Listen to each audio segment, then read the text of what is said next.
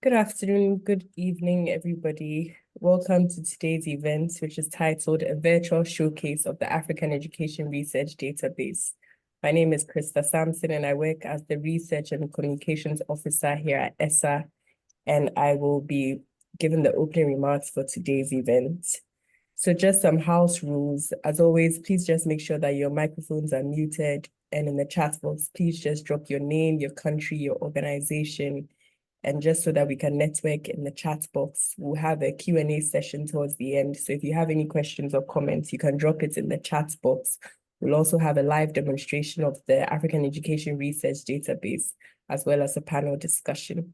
So without taking any more time, I'll hand over now to Pauline Essa, who is our Director of Research and Programs at ESSA, and she'll be setting the scene for us. Thank you. Over to you, Pauline. Thank you very much, Krista. And yes, welcome everyone again. So just to set the scene for what we'll be discussing today, we really want to tell you about the African Education Research Database that has been set up by ESSA in partnership with the Real Center at the University of Cambridge. And to give you an idea of how this whole project started, we know there's evidence to showcase that research from Sub-Saharan Africa, so knowledge, evidence generated, is not always very visible or accessible or appreciated by those who really need to know about what is happening in that space to be able to make effective decisions that will really go towards improving the quality of education in Sub-Saharan Africa.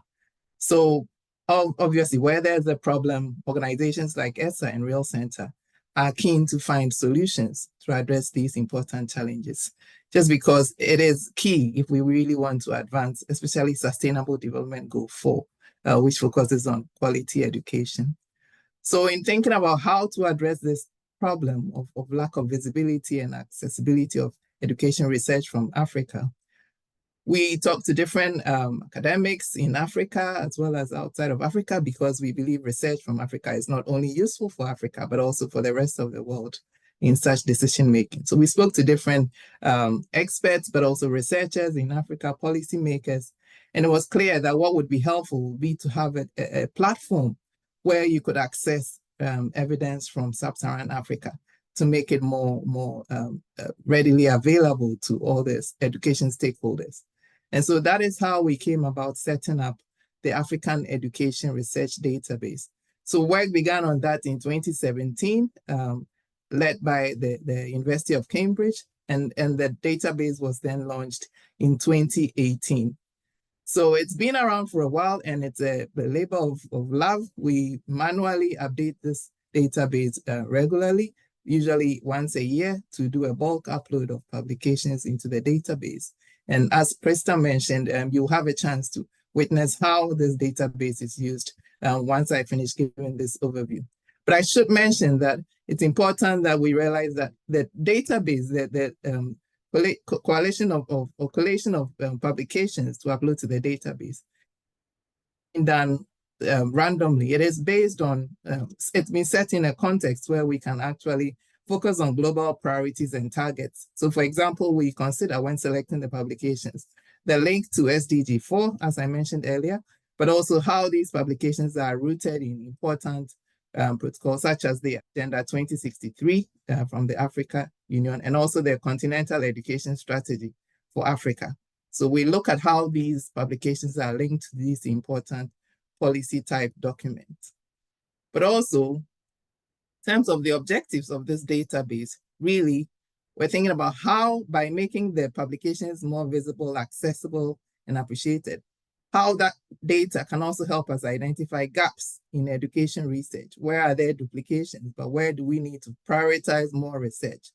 How are we going to fund this research? What should investors, funders be looking at in terms of supporting research generation and knowledge use in Sub-Saharan Africa?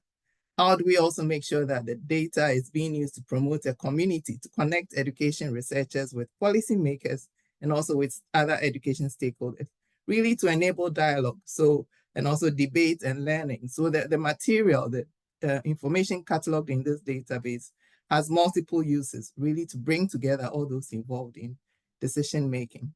And we think that through using of this database information, it will really help us strengthen that link between education, research, and policy making, but also the use by practitioners and other stakeholders. So a resource that has multiple impacts and uses. And to give you an idea of how this database is being used, we currently have over 6,000 research publications in different languages, as you'll be shown very soon. And we know that people are using this database to develop their lecture notes for their teaching courses in universities and research institutes. But also we know students are using it for writing up literature reviews for their thesis. And again, you will hear from one of these students in the course of the program today. But also we know that policymakers like UNESCO, IIEP, for example, are accessing material from there to be able to develop their reports and suggestions and recommendations for policymakers. So we think there's something in it for everyone, be it a student, be it a member of staff, be it a policymaker or practitioner, or be it an investor. So would really recommend that people have a look at it. Of course, these are research publications, and we need to find ways to also convert them into other formats, be accessible for different types of audiences, but it is a first step. I think that should give you a general idea of where we are going with this database, why it was started, how it's being used. And now I will hand over to Dr. Samuel Asari, a key member of the ESSA team, but also having started work on this project while he was based at the Real Center in Cambridge. He will be able to walk us through this practical experience of using the database. And he is the go-to person at ESSA when it comes to managing and updating this database as a senior research manager within the ESSA team. I'll hand over to Samuel now, and he can carry on with the next steps. Thank you very much. Thank you very much, Pauline, and yeah, welcome everyone. It's great to be here. So I will walk you through kind of an overview how to navigate the ARD platform. So I'll be sharing my screen in a moment. Can you see my screen? Yes, Samuel, we can. All right, thanks very much. So yeah, this is the interface of the ARD, the African Education Research Database. So let me say there are two routes to get to the database. The first one, maybe let me demonstrate. The first one is, say you search education, Sub-Saharan Africa.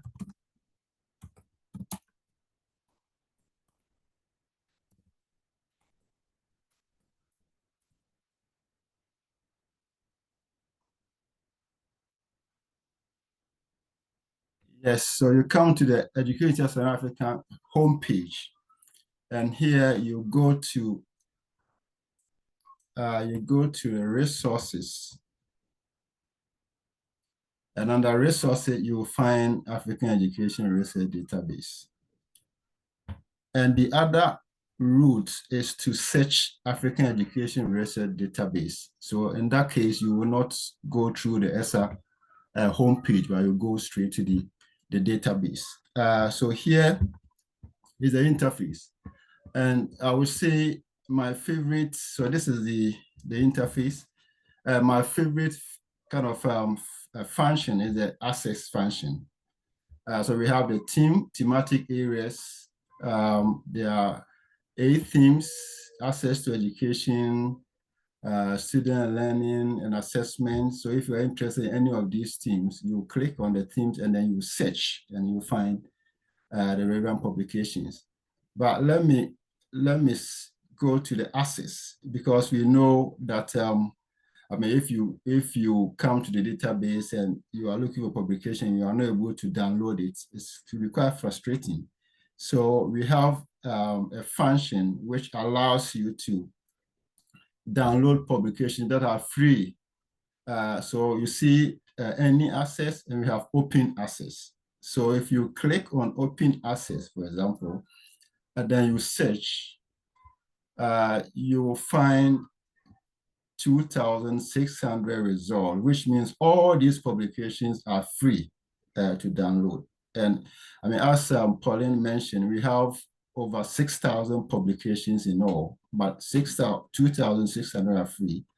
So if you're interested, for example, in the first paper, you click on that, and then you have a link here, which takes you through the publication. So you can see it's open access. So here you can download this publication for free, which is very important for students, for researchers, and as well as practitioners. In addition to that, we have countries. If a particular country that you are interested in, for example, in Angola, or publications in Burkina Faso, or publications in Burundi, Cameroon, Cape Verde. So you can search, you click on the country, and then you search, you search for the publications. So here in Cameroon, we have 66 publications. Yeah, it's quite low. It's because the source of this information, that the databases that we are drawing the publication from, are mainly English kind of databases, Scopus and then Web of Science. So most of the publications are in English language. You can also search methods if you need action, research, experimental, mixed method, quantitative, review. You can search. There's also a language filter that you can also search for a particular language. There's also the year filter, very, very important. You want to see very current publication, not maybe 10 years ago. You can search, say, 2022 publication. So that's the most current we have at the moment, but there are plans to add 2023 and 2024 publications. So you can search 2022 publication, for example. It shouldn't be 12. Let me see, access, because I've selected access, open access. So in 2022, there are 12 open access publications, but if you want to have all the publications in 2022, so you select any access, and then you can search,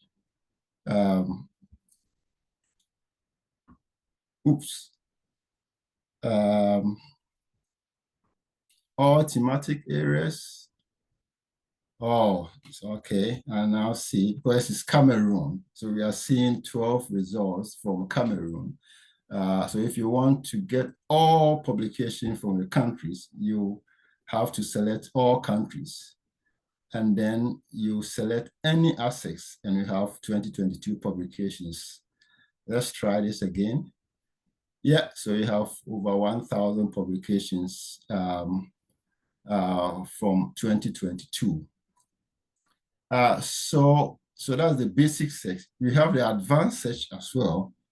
The advanced search helps you to do the things you can do with the basics here. But the interesting thing here is that it allows you to search keywords simultaneously. So for example, if you are interested in, let's say, a country, Ghana, where I'm from.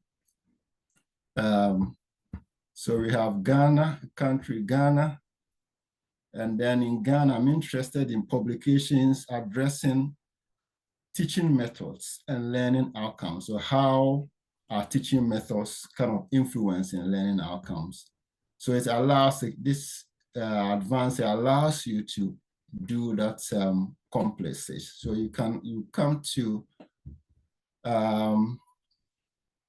teaching methods. Where is it? Teaching methods, yeah, it's here.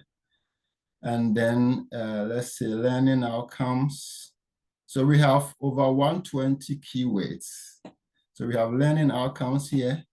So publications that address these two keywords together. So you search. We have 17 publications from Ghana addressing teaching methods and learning outcomes together. So yeah, these are some of the complex such that you can do with the platform. But I would say there are publications for everyone. I mean, we have 8 themes covering all levels of education, from early childhood education through higher education and also adult education. So if you are interested in education from Sub-Saharan Africa, you have to come to the AARD, and definitely you will get, if you don't get all the information you need, it will serve as a kind of a starting point to get what you need. So definitely we'll find something relevant when we come to this platform. Thank you very much, and over. Thank you very much, Samuel, for that demonstration. Stop sharing. I will hand over now to Mr. Daniel Idrisu, who will moderate a panel discussion, and he's a research assistant at the Real Center. So over to you, Daniel.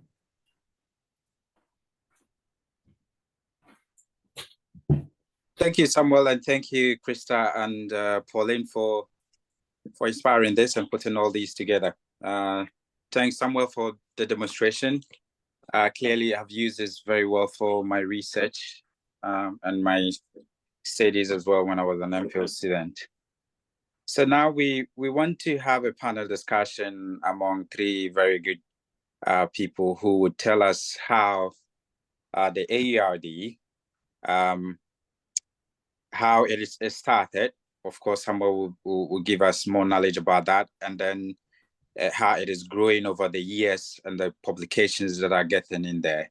So I have Dr. Samuel Asare, who is a senior research manager at Education Sub-Saharan Africa and an associate member of the Real Center here in Cambridge.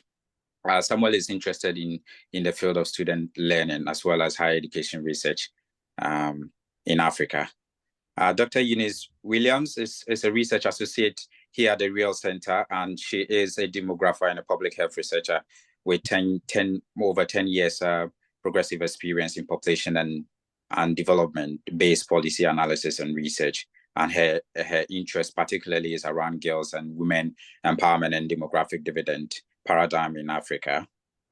And we have with us also Rooney Boadi Nkrumah, who is a doctoral candidate at McGill University in Canada. And he is an affiliate researcher at the Center for Research on Children and Families at McGill. And his interest focuses on asking questions around inequality and social justice in educational access and how social and welfare policy shapes children access to social services. Thank you all for accepting to speak to us on the AARD today.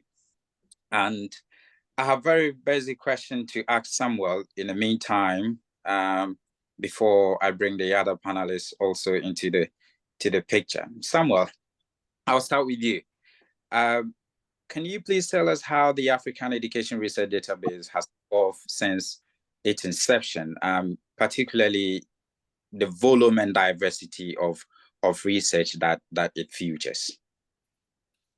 Thank you very much, Daniel, for the question. So I wouldn't talk about the genesis of the AARD because Pauline has already mentioned that, but I will say that the AARD was launched in June 2018.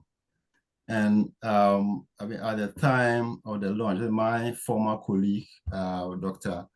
Raphael Michel, he did initial analysis at the time of the launch. And in 2018, the AARD had 2,600 publications in 2018. And I mean, if you look at the volume from 2018 to the current volume of around over 6,000, that's as at 2022 December. We are also thinking about adding 2024 publications. So you could see huge kind of increase within this particular period. And the interesting thing is, I'm not sure, I mean, the fact is, but if you look at how the publications have increased over the years, after the launch in 2018, that's when it actually jumped. So from 2018 up to date, there's been consistent increase in publications. I don't know whether because of the launch and the publicity around the launch, that's probably has led these databases or maybe, for example, Web of Science and let's say Scopus to expand the kind of or bring in more journals, I mean, into the system, or maybe researchers are now say, okay, if we publish, maybe our work will be noticed, so let's publish more. So we don't know the reason, but we can see from 2018 after the launch, there's been a significant increase.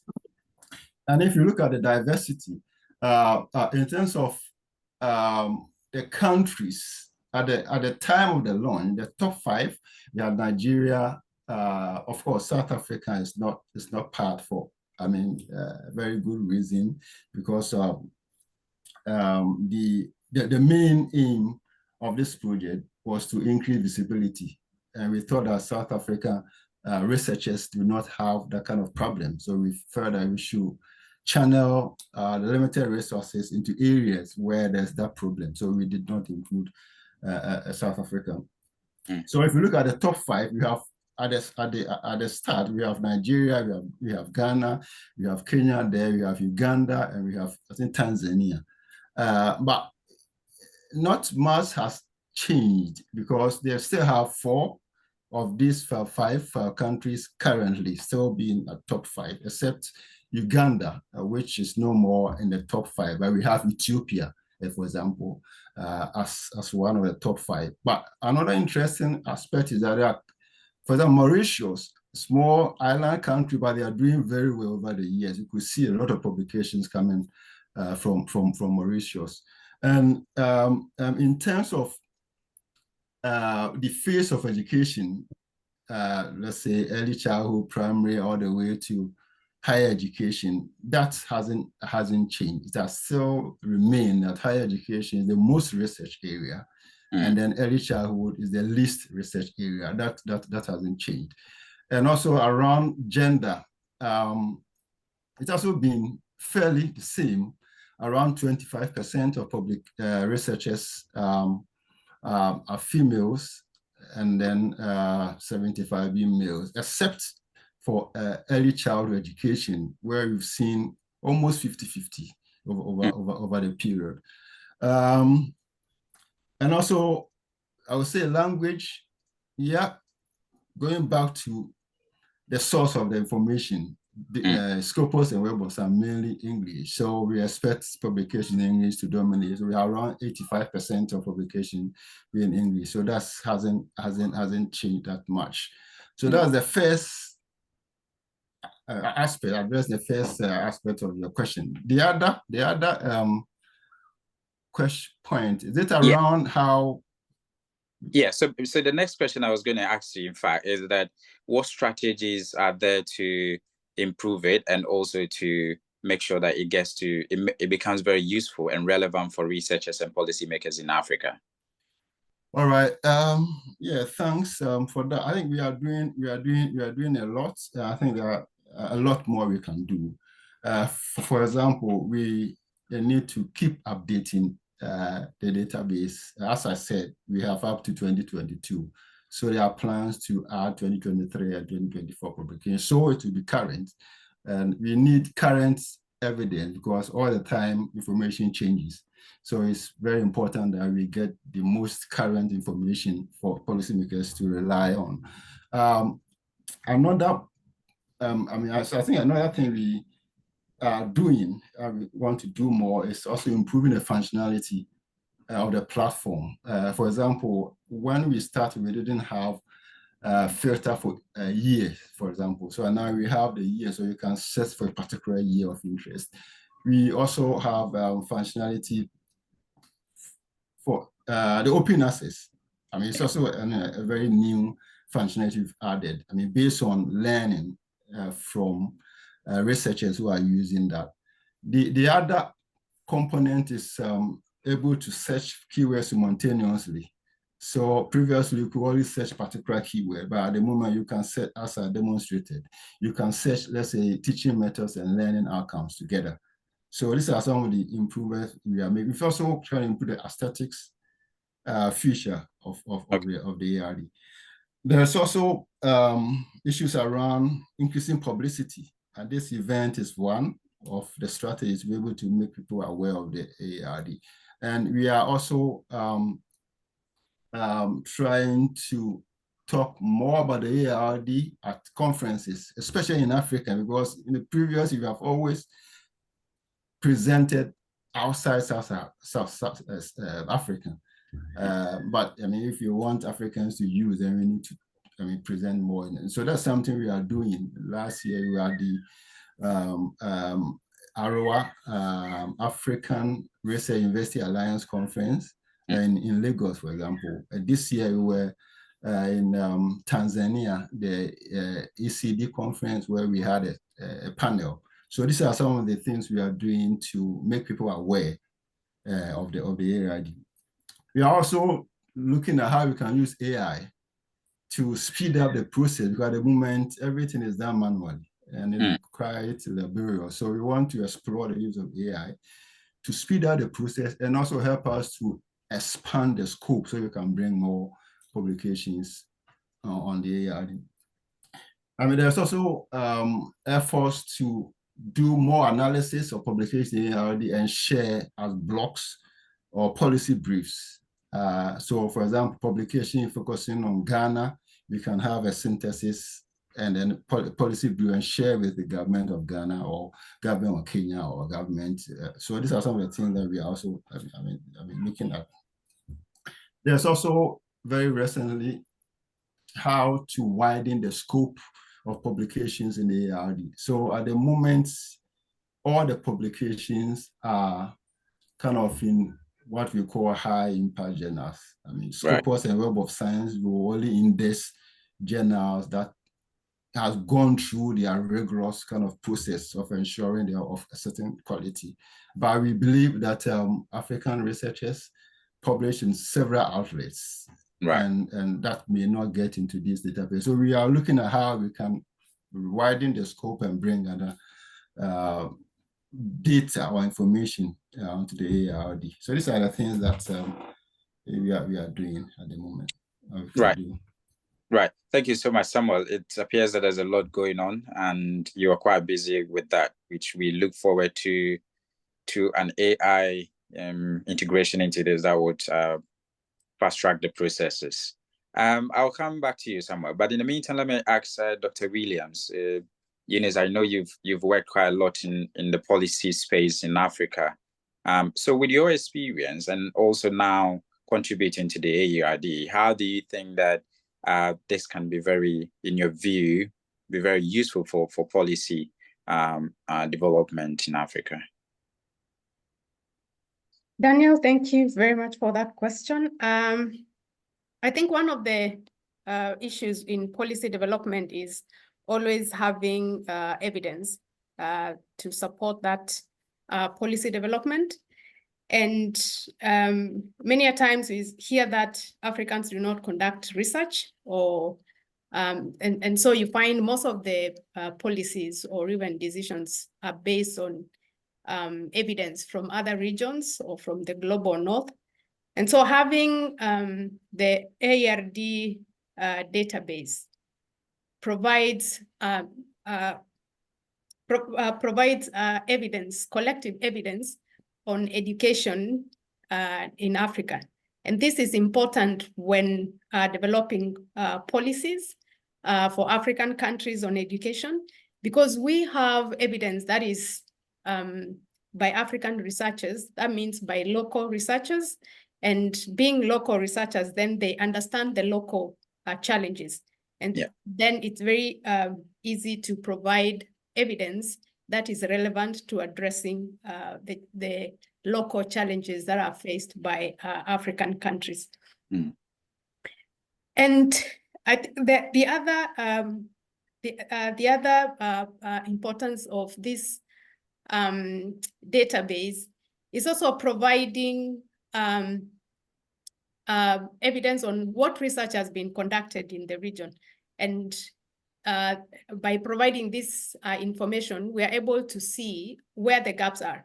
For example, when Samuel was presenting, he said that there's a lot of research on all levels of education, but then we find minimal research on early childhood education. So we need to, by using this, we can identify that early childhood education is an area where more research is needed.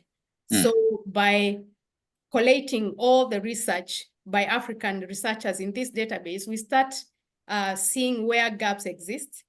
And so planning and thinking ahead, where do we need to put more effort and in research, but also in funding, because if an area is not being researched, that means the interest is low.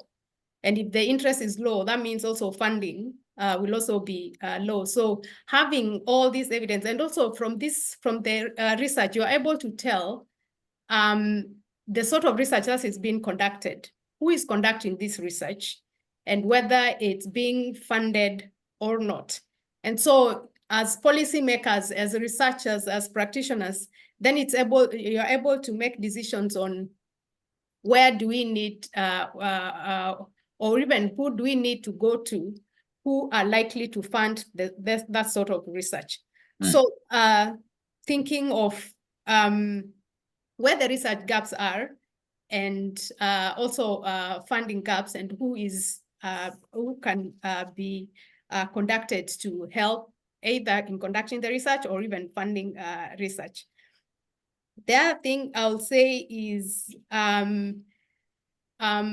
using the research database to identify future research priorities and also partnerships. For example, looking at this and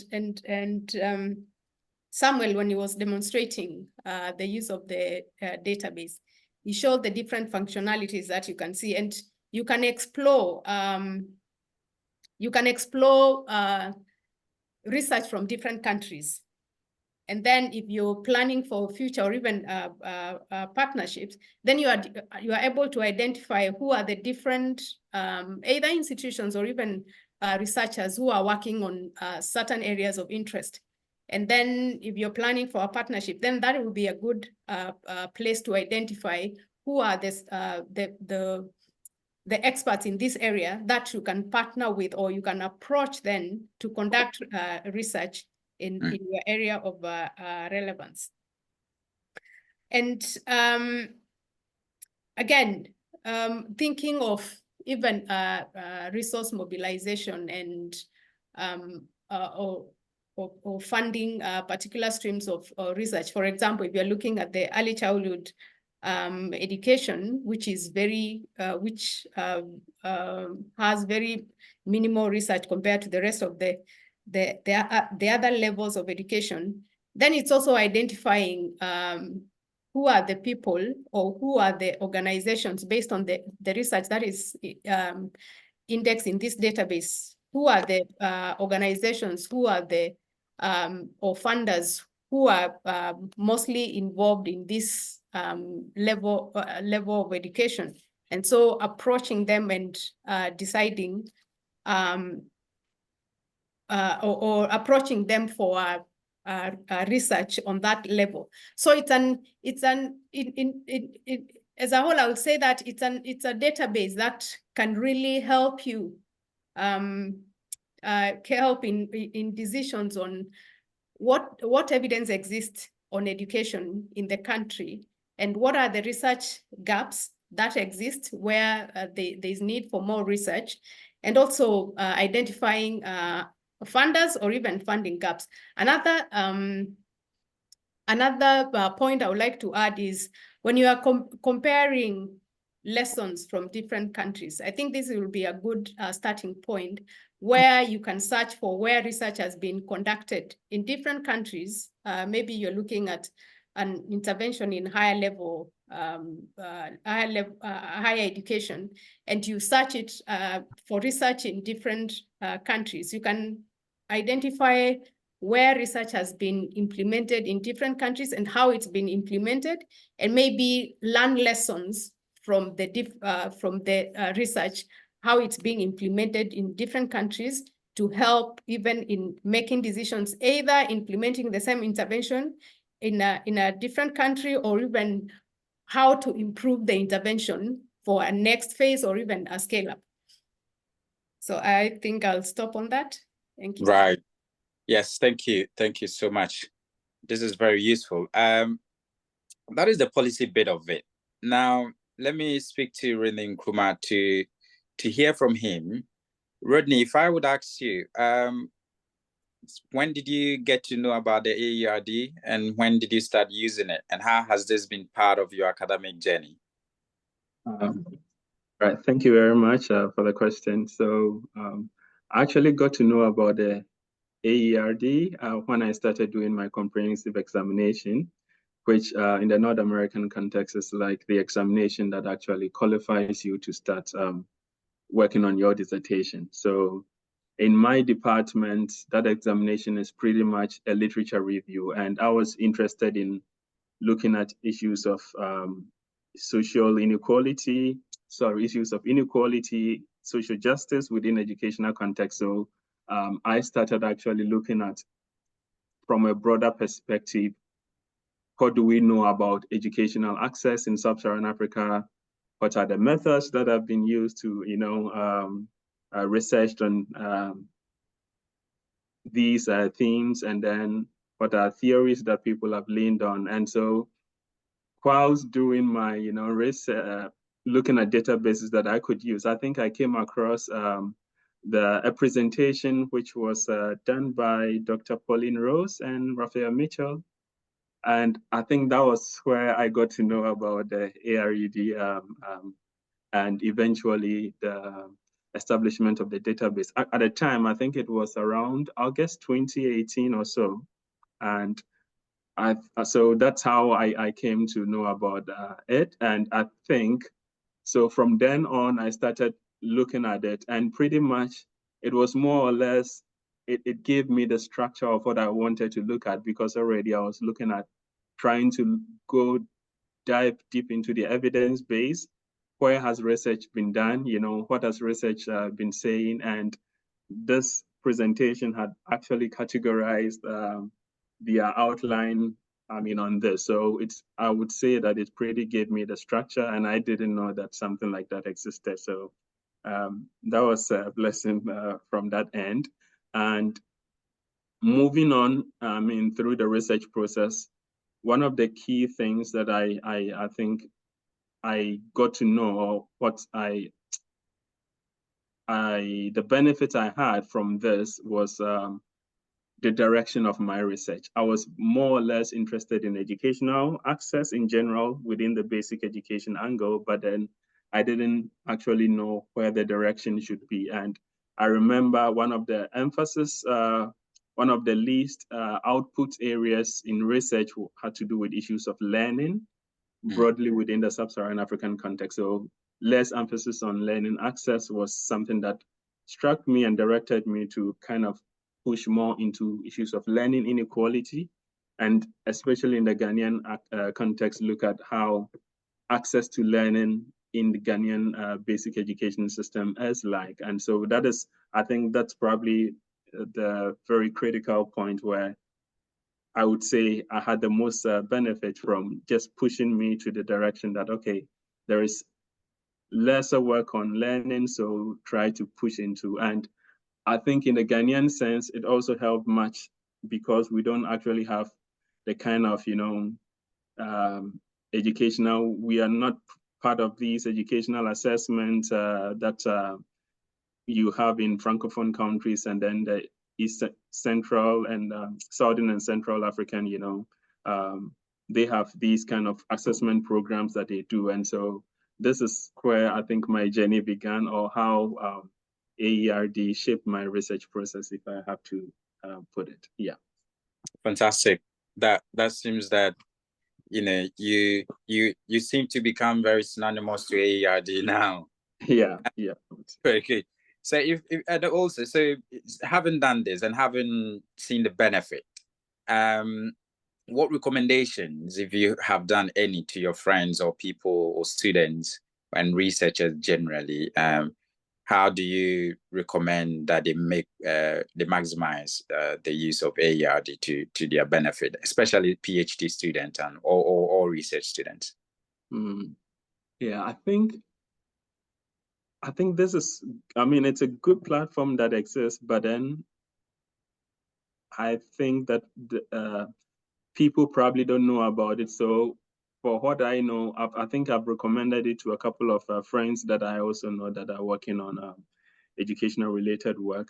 But for people interested in educational research in Africa in general, I think the goal is actually building on existing evidence, you know, to impact decisions. So from the way the database is structured, there is no better place to start than, you know, a database that has categorized, you know, where the evidence is, you know, like Dr. Williams said, you know, which countries, I mean, are doing much more in this area, what topics are people, you know, researching into. So my recommendation is that, you know, if they want to go into educational research, the best place to start is, you know, where we have, I mean, the evidence base situated. And I think just use it.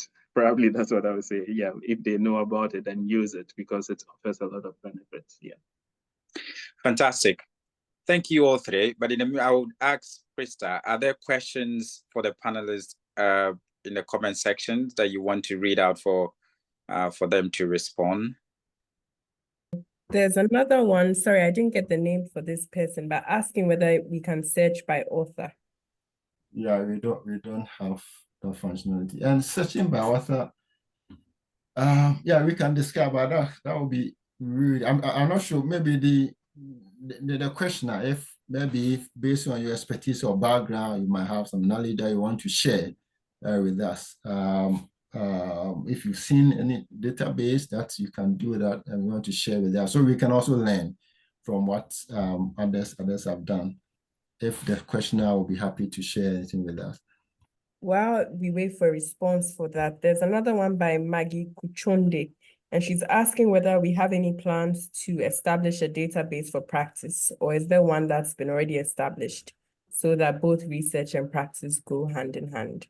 I mean, that is not something we have discussed. And I mean, what we can, the data, what probably we can do to make it more accessible to, let's say, practitioners or policy makers. But at the moment, the AERD is more kind of, it's more addressing researchers' need.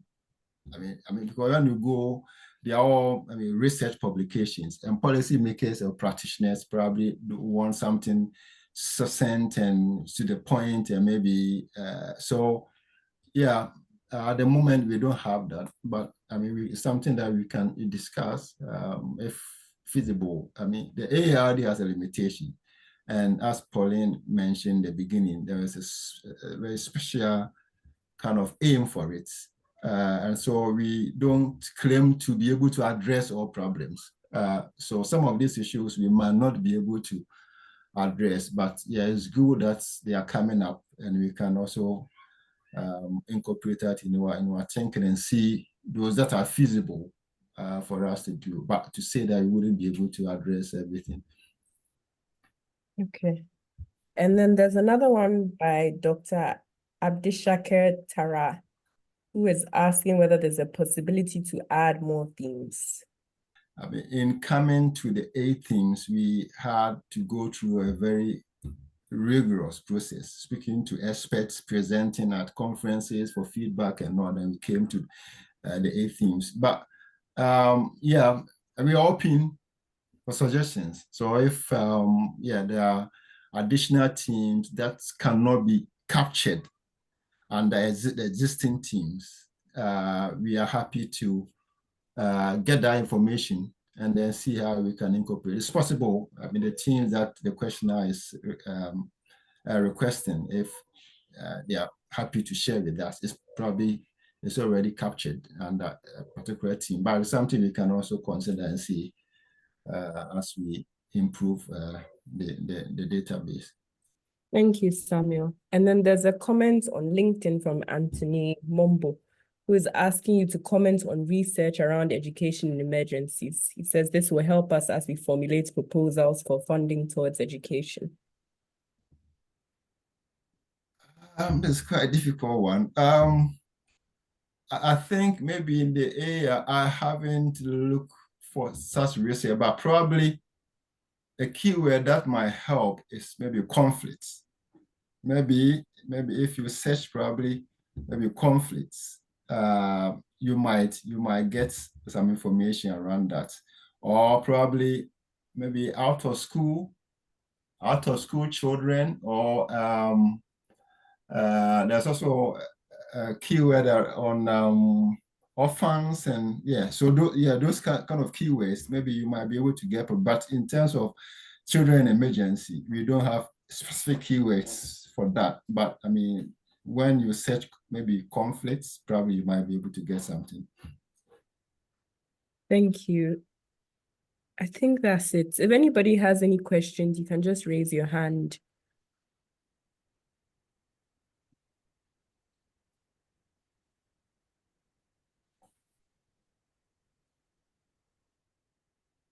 Or maybe, okay, Dr. Abdishakir has his hand up again.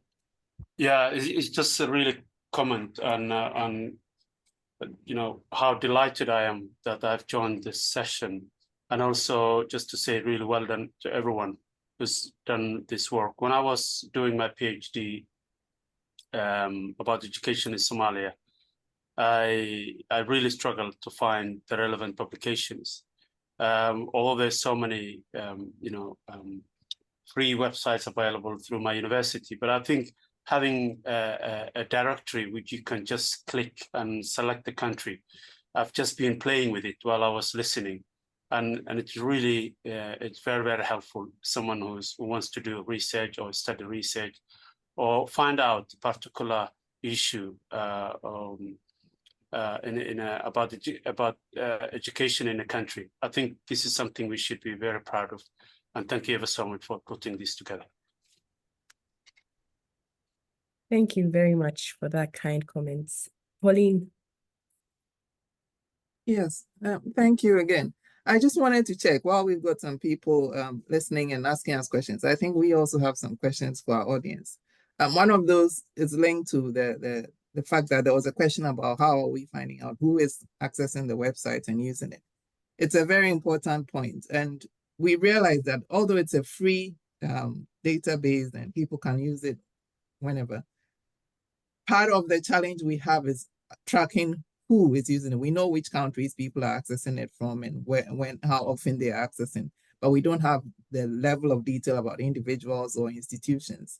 One way around this is to put in just a short question as you access the database, maybe about who you are and where you are accessing it from and why, just to help us also collect data about who is using it and what we should, and also it may be something about what are the challenges you've seen, anything that can help us to continue to update and improve the database, but to also have the data about its use and importance to people at different levels, be it lecturers, students, whatever.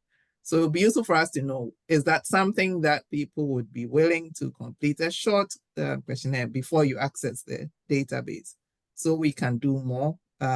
Or would you not come back if we had something like that on there? It would still be free, but yeah, just to help us out. Thank you. And feedback in the chat or by raising your hand would be helpful. Thank you.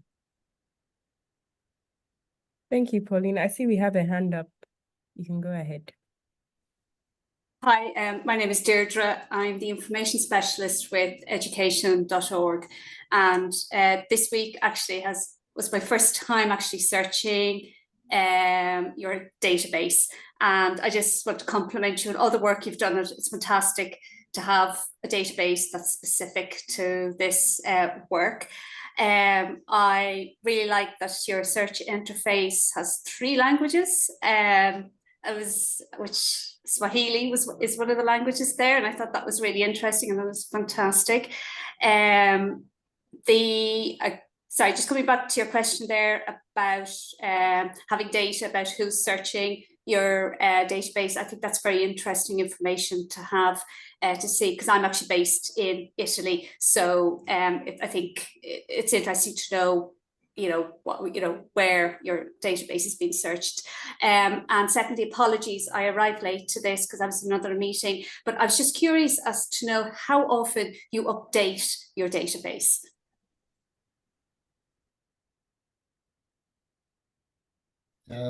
Thanks very much for your question. So the last update was completed early this year, or late last year. That was the 2022 publications. So we try to update as often as possible, but we also, because it's manual and it involves a lot of manual work, we need funding to be able to engage people to do that.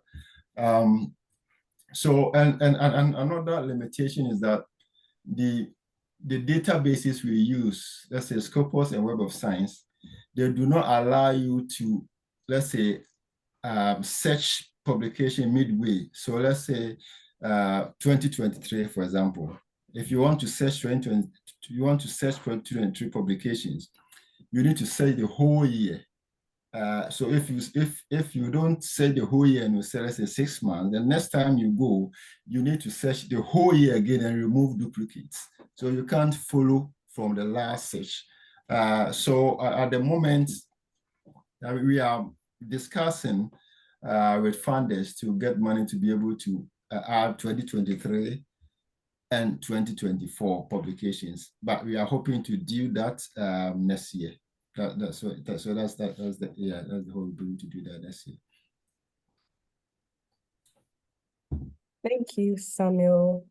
There's a comment from Yinka Bayerinde who says she's not sure if it was mentioned, but a potential theme could be research in adult education, non-formal education, and intergenerational learning across sub-Saharan Africa. So that's just a comment and a suggestion for some themes. And then we have a question from Victor on LinkedIn, and he's asking if there's any central body that's responsible for setting up these databases at the country level around Africa. This isn't just for Samuel. If anybody has an answer to that, anybody on the panel or anybody in the audience.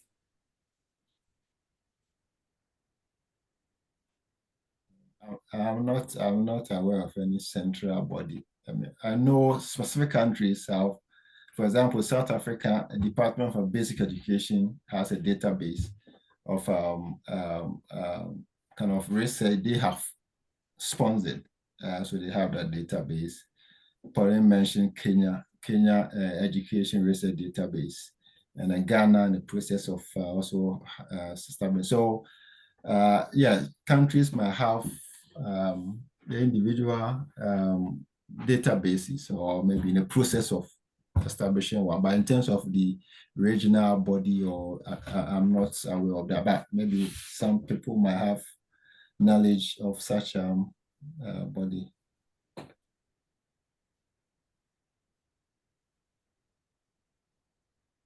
If anybody knows, you can just raise your hand. If not, we can move on. Krista, what I could add here is that there's so few African countries that are even investing what they say they will on paper into education research more broadly, let alone setting up databases. So there's more that needs to be done, really, to fight for some of these things. Thanks. Yeah. Thank you for that, Pauline. I think we've exhausted the questions. Oh, sorry, there's just one more that's come through. Just a second.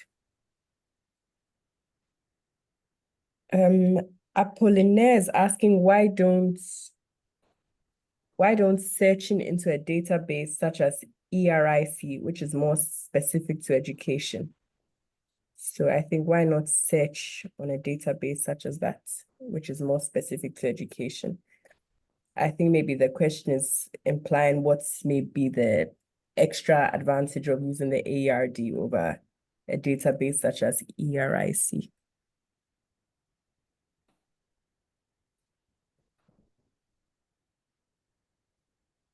Yeah, I think I mean, what I would say is that, I mean, there's room to bring in more databases. I mean, so we can get more information. For example, we used